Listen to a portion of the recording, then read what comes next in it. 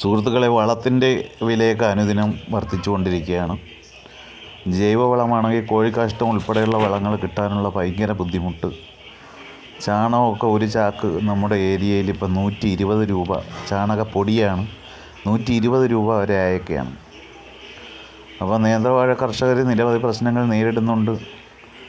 ഇതെല്ലാം ഇട്ട് റെഡിയാക്കി ഭയങ്കരമായിട്ടുള്ള ചിലവിൽ നേന്ത്രവാഴക്കുല വിളയിച്ച് കൊണ്ടു കൊടുക്കുമ്പോൾ അതിനനുസരിച്ച വിലയും കിട്ടുന്നില്ല. അപ്പോൾ ഇതിനെയൊക്കെ മറികടക്കുന്നതിന് വേണ്ടിയിട്ട് മാക്സിമം സ്വന്തമായിട്ടുള്ള വർക്കാണ് നമ്മൾ ചെയ്യുന്നത്.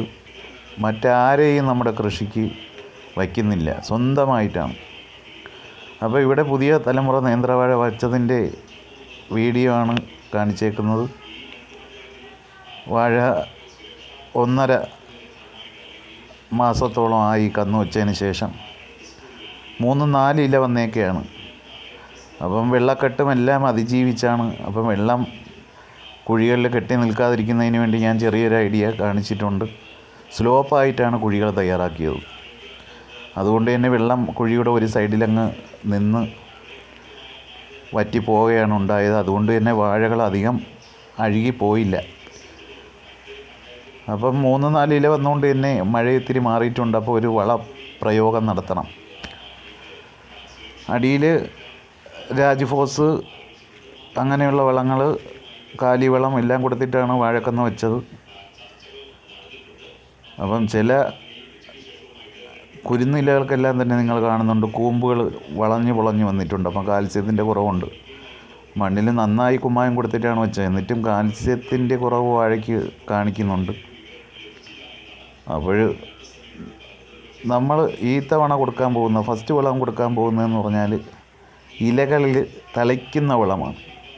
19 ഇലകളിൽ തളിക്കുന്ന രീതിയാണ് നമ്മൾ ഫസ്റ്റ് വളം കൊടുക്കാൻ പോകുന്നത്. അപ്പം പുതിയ ഇലകൾ വരുന്ന സമയത്ത്, കന്നിൽ നിന്നും കൊച്ചിലകൾ വരുന്ന സമയത്ത് ഇതേ കണക്കുള്ള പുള്ളികൾ, കറുത്ത പുള്ളികൾ കാണും. അതൊന്നും ആരും വിഷമിക്കേണ്ട, അതൊക്കെ മാറിക്കോളും. അതുമാത്രമല്ല, വാഴ പൊടിച്ചു വരുന്ന സമയത്ത് തണ്ടിലൊക്കെ ഒരു വയലറ്റ് കളർ വരുന്നുണ്ടെങ്കിൽ നിങ്ങൾ ശ്രദ്ധിച്ചു കൊള്ളണം. കാൽസ്യത്തിൻ്റെയൊക്കെ കുറവാണ്.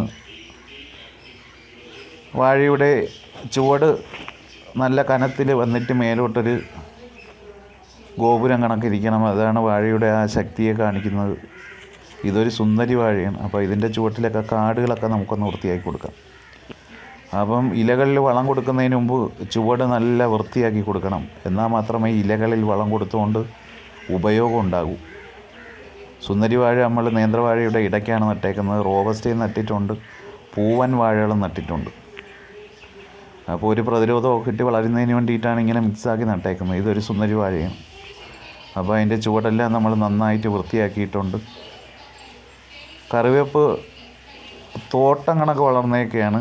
അപ്പോൾ ഈ കറിവേപ്പ് കൂടെ നമ്മൾ സംരക്ഷിക്കാം. അപ്പോൾ പച്ചക്കറി കടയിൽ കൊടുക്കുമ്പം മാർക്കറ്റുണ്ട്. അതുമാത്രമല്ല, കൂടുതലും ഞാൻ കുലകളെല്ലാം തന്നെ പഴുപ്പിച്ച് ആവശ്യക്കാർക്ക് കൊടുക്കുകയാണ് ചെയ്യുന്നത്. അപ്പോൾ 80 രൂപ കടക്കാരനുണ്ടെങ്കിൽ ഞാൻ 70 രൂപയൊക്കെ കൊടുക്കും. അപ്പം നമുക്ക് ഒരുവിധം മാന്യമായിട്ടുള്ള വിപണി ലഭിക്കുന്നുണ്ട്.